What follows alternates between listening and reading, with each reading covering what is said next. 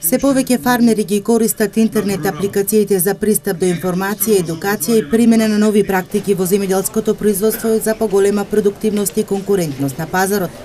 Ова го потврдуваат и од центрите за доживотно учење на земјоделците, од каде велат дека користењето на информатичката технологија зема замав, посебно кај младите фармери, носители на земјоделски стопанства. Веќе имаме млади земјоделци.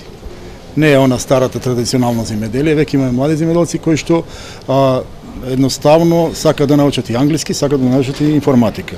Така да не е представува никаков проблем околу аплицирањето, дали за субвенции, дали за други, за добивање на средства за работа и така натаму.